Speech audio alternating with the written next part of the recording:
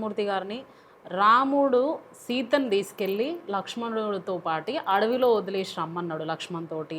ఆయన దేవుడు ఎట్లా అవుతాడు అది ఇదని ఒక చిన్న వీడియో క్లిప్ బాగా వైరల్ చేస్తున్నా అనమాట.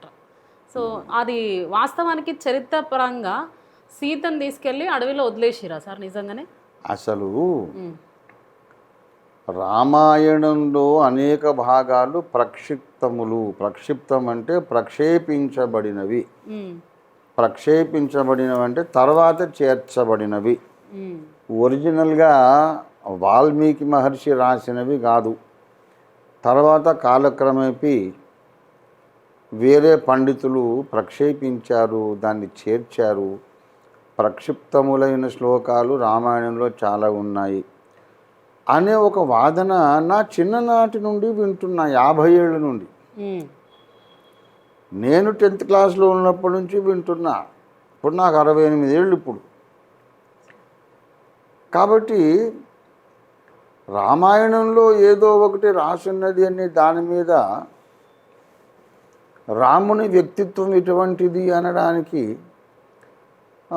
మనకంత అవకాశం లేదు. ఎందుకంటే వాళ్ళ విశ్వాసం. మొట్టమొదట రాముడు సీతను అడవులకు పంపించాడు, నిండు గర్భిణిని.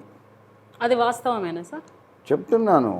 రాముడు సీతను గర్భిణిగా ఉన్నప్పుడు అడవికి పంపించాడు అని నమ్మాలంటే మొట్టమొదట రాముడు ఒక చారిత్రక వ్యక్తిని నమ్మాలిగా. ఇప్పుడు అది పురాణము మాత్రమే, ఒక నీతి కథ చెప్పడానికి పెద్దలు రచించి సమాజానికి ఇచ్చినటువంటి ఒక నీతి ప్రబోధక పురాణ కథ మాత్రమే అని అనుకుంటే, ఇంకా చరిత్రే కానప్పుడు రాముడి వ్యక్తిత్వం సరైనది కాదని దూషించడం ఏంటి? ఇప్పుడు ఏ ముస్లిం కానీ క్రైస్తవుడు కానీ హిస్టరీ అని నమ్మడు. హిస్టరీ కానప్పుడు ఇక తప్పేంటి ఒప్పేంటి? అందులో ఉన్నటువంటి నీతి పాఠాలు, మంచి పాఠాలు ఏమి నేర్చుకుంటామో అది మనం నేర్చుకోవాలి. నేర్చుకోలేకపోతే వదిలేసేయాలి. అంటే రామాయణానికి అది ఓన్లీ నీతి కథ అంతేగాని అది వ్యక్తిత్వం కాదు, ప్లస్ చరిత్ర కాదు అని అంటున్నారా? ఒక ముస్లిం కానీ, ఒక క్రిస్టియన్ కానీ, బౌద్ధుడు కానీ, including doctor Babasaheb Ambedkar, BR Ambedkar గారు రిడిల్స్ ఆఫ్ రామాయణ అని ఒక బుక్కే రాశాడు ఆయన. అసలు అది చరిత్ర కాదు అనే కదా ఇంతమంది మేధావుల అభిప్రాయం. ఇప్పుడు నేను అనడం లేదు, సమాజంలో ఒక గణనీయమైనటువంటి ఒక మెజారిటీ అది నమ్ముతున్నారు. అంతెందుకు మీరు నేను బాబాసాహెబ్ అంబేద్కర్, రమణమూర్తి గారు మనదాకెందుకు? అసలు దయానంద సరస్వతి గారే అది చరిత్ర కాదు అనేసాడు. రామాయణం అనేది చరిత్ర కాదు. రామాయణము, మహాభారతము, పురాణాలు ఏవి, విష్ణు పురాణము, గరుడ పురాణం, అగ్ని పురాణం, శివ పురాణం, స్కంద పురాణం, అష్టాదశ పురాణాలు ఏవి కూడా ప్రామాణికం కాదు అని మహర్షి స్వామి దయానంద సరస్వతి గారు అన్నారు. ఆయన పుస్తకం నా దగ్గర ఉంది, సత్యార్థ ప్రకాశం. అంటే ఇవన్నీ ఓన్లీ స్టోరీస్ మాత్రమే. ఆ పెద్ద ఆయన అన్నాడని చెప్తున్నా. ఇప్పుడు ఆ పెద్ద ఆయన అన్నాడని నేను చెప్తున్నా. ఇప్పుడు నేను చేస్తున్న స్టేట్మెంట్ కాదు అది. కాదు అది నిజంగా జరిగింది అని నేను ఒప్పుకున్న మరుక్షణం ఇక నేను హిందువుని, ఇక క్రైస్తవుని కాదు కదా. నిజంగానే త్రేతాయుగం జరిగింది, రామరావణ యుద్ధం జరిగింది, రావణ వధ జరిగింది, కొన్ని విలువలు ఆ మహోన్నత వ్యక్తి తన వ్యక్తిత్వం ద్వారా నేర్పించాడు. ఇవన్నీ నేను నమ్మితే నేను హిందువుని. ఇక మీరు నమ్మడం లేదైతే? ఒక క్రిస్టియన్ ఎవరు నమ్మరండి. ముస్లిం నమ్మడు, ఆర్య సమాజికులు నమ్మరు. అంటే వాళ్ళు నమ్మే శ్రీరాముడిని దేవుడని మీరు నమ్మకపోవచ్చు కానీ చరిత్రను నమ్ముతలేరా అంటున్నారు సార్. అసలు శ్రీరాముని చరిత్ర నమ్మితే దేవుడని కూడా నమ్మాలి. చరిత్రనే లేదు అంటున్నా. పురాణములో చెప్పినవన్నీ నిజమైతే ఆయన దేవుడే అయిపోతాడు. ఇంకా ఆయన దేవుడి గారికి కూడా నమ్మాలి. అసలు ఎప్పుడు జరిగింది, దానికి చారిత్రక ఆధారాలు ఏమిటి అని. అయోధ్య ఉంది కదా సార్, అయోధ్య రామ జన్మభూమి. దానికి ఇంతకుముందు చాలాసార్లు సమాధానం చెప్పాను. కొన్ని కథలు ఫిక్షన్ రాసేటప్పుడు వాడుకలో ఉన్నటువంటి నిజంగా మనం ఎరిగిన నగరాల పేర్లు ప్రస్తావించి రాస్తారు. అంత మాత్రాన ఆ నగరాల పేర్లు ఇంకా మన కళ్ళ ముందు ఉన్నాయి కనుక ఆ కథ అంతా నిజము అనుకోవడానికి అవకాశం లేదు. చిన్నప్పుడు నేను పెంకుటిల్లు అని ఒక నవల చదివా. అద్భుతమైనటువంటి నవల, కొమ్మూరి వేణుగోపాలరావు గారు రాసినటువంటి నవల. అందులో విజయవాడలో ఫలానా వీధిలో ఒక చిన్న పెంకుటిల్లు ఉంటుంది, దాని మీద ఆధారపడ్డ నవల. మధు అని హీరో ఉంటాడు, సునీత అని ఆయనకు మరదలు ఉంటుంది. ఒకరినొకరు ప్రేమించుకుంటారు కానీ చెప్పుకోరు, ఆత్మాభిమానం. లైఫ్ అంతా అలాగే గడిచిపోతుంది. ఒకరినొకరు చాలా ఇష్టపడతారు కానీ చెప్పుకోరు. ఆ కథ అంతా అలాగైపోతుంది. అయితే వాళ్ళు ముసలితనంలో పోతే వాళ్ళు చిన్నప్పుడు పెరిగిన పెంకుటిల్లు ఇంకా అలాగే అక్కడే ఉంటుంది. అది ఎంత హృదయంగా రాశారంటే ఇప్పటికీ నాకు అది కళ్ళ ముందే ఆ కథ అంతా ఉన్నదన్నమాట. పెంకుటిల్లు అనే నవల కథ అది విజయవాడలో జరిగింది, పలానా వీధి అంతా రాశారు. But it is only fiction. అక్కడ నిజంగా జరగలే. ఆ స్థలాలను ఎత్తి చెప్పి కథ అల్లారు. ఉదాహరణకు రేపల్లె ఉంది గుంటూరు దగ్గర. మరి కృష్ణుడు అక్కడే ఉన్నాడని చెప్తా రేపల్లెలో గోపాలుడు అంటారు. మరి కృష్ణుడు నార్త్ ఇండియాలో మధురా నగరం అక్కడంతా ద్వారక అక్కడుంది. మరి అక్కడనా ఇక్కడనా? కనుక ఇప్పుడు రావణ లంక ఏది, శ్రీలంకేనా? స్పెసిఫికేషన్స్ సరిపోవు. భారతదేశానికి శ్రీలంకకు మధ్యలో కొన్ని కిలోమీటర్లే ఉంది, కానీ హనుమంతుడు కొన్ని యోజనాలు దూకెకపోయినాడని ఉంది. కనుక ఇలాంటివి పెద్దలు, విమర్శకులు, మనకి ఈ విషయంలో సంపూర్ణ జ్ఞానం లేదు, నేను ఒప్పుకుంటున్నాను. కానీ పెద్దలు వీటినన్నిటినీ కొట్టిపారేశారు. కాదండి, దాంట్లో నుంచి మనం నీతి నేర్చుకుందాం, మంచి విషయాలు నేర్చుకుందాం. వాస్తవంగా యథాతథంగా జరిగిందంటే మా ఇంగితం ఒప్పుకోవట్లేదని బాబాసాహెబ్ అంబేద్కర్, తర్వాత స్వామి దయానంద సరస్వతి గారు, ఆర్య సమాజ స్థాపకులు, ఇలాంటి మహానుభావులు ఎందరో అన్నారు. మరి వాళ్ళందరినీ కొట్టాలా మనం? అందరిని చంపేద్దాం? ఇంకా తప్పు కదా. అభిప్రాయ భేదాలు ఉండొచ్చు, అంత మాత్రం కొట్టడం చంపడమేనా? ఇక మరి ఇప్పుడు చాలా ఇన్ని వేల మంది నమ్ముతున్నారు కదా సార్, శ్రీరాముడు, కోట్ల మంది నమ్ముతున్నారు. జై శ్రీరామ్ అంటేనే హిందూ అనే నినాదం కూడా వస్తుంది ఇప్పుడున్న కాలంలో. అదే తప్పు అంటున్నా నేను.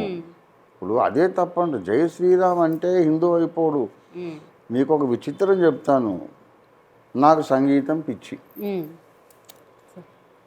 మేము పుట్టింది మంచి భక్తి గల క్రైస్తవ కుటుంబం. నేను సంగీతం పాఠశాలకు వెళ్తానంటే మా అమ్మ నాన్నలు నన్ను పంపడానికి ఇష్టపడలేదు. కాబట్టి మరి ఎలాగా? నాకు చాలా ఇష్టం. మా ఇంటి చుట్టూ వరంగల్ మిల్ కాలనీలో, ఆజంజాహి మిల్ కాలనీలో అందరూ బ్రాహ్మణ పండితులు, సంగీత పండితులు ఆ సంగీతం నేర్పుతూ ఉండేవాళ్ళు. ఉదయం నేను చిన్నప్పుడు ఎప్పుడు 5, 6, 7 ఏళ్ళు ఆ సమయంలో ఎక్కడైనా సంగీతం నేర్పుతుంటే అక్కడ గేట్లో నిలబడి ఆశగా విని చూసి ఆనందించేవాడిని. తర్వాత ఆర్కెస్ట్రాలో చేరాను. హార్మోనియం నేర్చుకొని ఆర్కెస్ట్రాలోకి వచ్చా. మరి పాటలు ఎట్లా గుర్తుపెట్టుకుంటాము? ఇప్పుడు హంసధ్వని అనే రాగం ఎలా గుర్తుపెట్టుకుంటామంటే వాతాపి గణపతిం భజేహం అనే పాట శుద్ధమైన హంసధ్వనిలో పొందుపరచబడ్డ పాట. హంసధ్వని గణపతికి, విఘ్నేశ్వరుడికి ఇష్టమైన రాగం. ఏ కార్యక్రమం మొదలుపెట్టినా వినాయక స్తుతితో మొదలుపెట్టాలి. సో ఇప్పుడు నాకు హంసధ్వని నొటేషన్ నాకు మైండ్లోకి రావాలంటే ఆ పాట పాడుకుంటా. అలాగే మరి శివరంజనికి కొన్ని సినిమా పాటలు ఉన్నాయి. అందులో శివరంజని రాగాన్ని మొత్తం పిండి పిప్పి చేసి దాన్ని ఎంత వాడాలో అంత వాడుకున్నాడు మహానుభావుడు ఘంటసాల మాస్టర్ గారు. లవకుశ సినిమాకి ఆయనే సంగీత దర్శకుడు. శ్రీరాముని చరితమును తెలిపేదమమ్మ, ఘనశీలవతి సీత కథ వినుడోయమ్మ. అలాంటి పాటలు పాడుకుంటే ఆ నొటేషన్ నాకు వస్తుంది. నాకు చాలా ఇష్టమైన ఒక పాట నా బాల్య దశలో, శాంతి నివాసం. అందులో శ్రీ రఘురాం జయ రఘురాం సీతా మనోభిరాం అనే పాట నేను బాల్యంలో పాడుకునేవాడిని. మాది పెంతకోస్తు క్రైస్తవ కుటుంబం, కానీ మరి రాగాల పిచ్చి ఏం చేయాలి మరి, ఇంకెక్కడ దొరికితే నన్ను మ్యూజిక్ కాలేజీకి ఏమో పంపరు. కాబట్టి అది మా రెండో అక్కయ్య కమలక్క, ఆమెని పెళ్లి చేసుకున్న మా రెండో బావగారు డాక్టర్ శామ్యుల్ సత్యరంజన్ గారు, దొండపాటి శామ్యుల్ సత్యరంజన్ గారు బెంగళూరు యునైటెడ్ థియోలాజికల్ కాలేజీలో ఆయన అసిస్టెంట్ సబ్ రిజిస్ట్రార్గా ఉండేవారు. తర్వాత భారతదేశం అంతటికి బైబిల్ కాలేజీలకు మెయిన్ యూనివర్సిటీ అనదగినటువంటి కలకత్తా సిరంపూర్ సెనేట్కి ఆయన రిజిస్ట్రార్గా వెళ్ళి 35 సంవత్సరాలు విశేషంగా సేవ చేశారు. సిరంపూర్ సెనేట్కి రిజిస్ట్రార్ అంటే భారతదేశంలో ఉండే రెవరెండ్లు, బిషపులు అందరి సర్టిఫికేట్ల మీద మా బావగారి సంతకమే ఉంటుంది. నేను పెద్దవాడిని అయ్యి దేవుని సేవ కొరకు వచ్చి జాబ్ రిజైన్ చేసి కొన్ని సంఘాలు కట్టి అంతా చేసి నకరికల్ నుంచి కుక్కట్పల్లికి షిఫ్ట్ అయ్యా. అప్పటికే నేను సంఘ కాపరిని, పాస్టర్ని, సభల ప్రసంగికుడిని. మా కమలక్క అన్నది, రే తమ్ముడు నువ్వు మళ్ళీ హైదరాబాద్లో సెటిల్ అయిపోయావంటే బిజీ అయిపోతావు, ఒకసారి సిరంపూర్ రారా, నా దగ్గర 15 రోజులు ఉండు అంటే అతి కష్టం మీద సిరంపూర్ వెళ్ళా. అది హుగ్లీ నది, గంగా నది పాయ, ఆ ఒడ్డు మీద డాక్టర్ విలియం కేరీ గారు కట్టారు పెద్ద విశాలమైన క్యాంపస్. అక్కడ పోయి కూర్చుంటే కమలక్క అన్నది, తమ్ముడు నువ్వు చిన్నప్పుడు పాట పాడేవాడివిరా, ఆ పాట పాడు తమ్ముడు, ఏదంటే శ్రీ రఘురాం జయ రఘురాం పాట.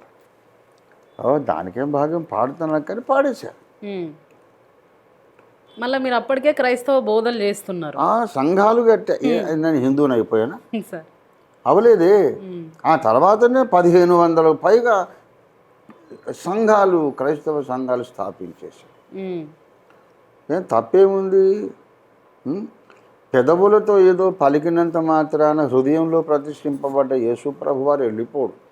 అది భక్తితో పలుకుతున్నామా, విశ్వాసంతో పలుకుతున్నామా, లేకపోతే సంగీతం కొరకు పలుకుతున్నామా, అది తెలుసుకోలేనటువంటి బలహీనుడా దేవుడు? దాంట్లో ఏముంది? జై శ్రీరామ్ అనాలి అంటే అసలు నా శ్రీరామనుడు నా ఫ్రెండే ఉండేవాడు. పొద్దుగుకులు వాడిని శ్రీరామ్ శ్రీరామ్ అని పిలిచేవాడిని. నేను ఎన్ని వేల సార్లు పిలిచాను. అయితే నేను హిందువునా? నాకు ఒక 2 ఫ్రెండ్స్ ఉన్నారు చాలా క్లోజ్. ఒక ఆయన ఏమో శ్రీరామ్, ఒక ఆయన జయరామ్. సో అయితే ఇప్పుడు రామాయణానికి ఓన్లీ ఇది నీతి కథలాగా అని అనుకుంటున్నారు మీరు, చరిత్ర అయితే కాదండి. మళ్ళీ మొదలుకొచ్చారు. కోట్ల మంది ముస్లిములు, కోట్ల మంది క్రైస్తవులు, బౌద్ధులు, జైనులు, వీళ్ళెవ్వరు కూడా అది చరిత్రగా నమ్మరు. అది విషయం. ఓన్లీ కథగా నమ్ముతారు అంతే. దాంట్లో ఏమైనా మంచి ఉంటే తీసుకో బాబు, ఎగ్జాక్ట్ హిస్టరీ కాదు అది అని కోట్ల మంది పెద్దలు ఇంక్లూడింగ్ స్వామి దయానంద సరస్వతి గారు అన్నారు. నేనన్నానని నా మీద పెట్టకండి, ఆ పెద్దలు అన్నారనే విషయం మీ దృష్టికి తెస్తున్నాను. మరి వాళ్ళందరినీ కొట్టి చంపుదామా? మరి తప్పు కదా. అభిప్రాయం విభేదించగానే కొట్టాలి, చంపాలి అనే అసహనం అనేది మంచిది కాదు అని నేను చెప్తున్నా.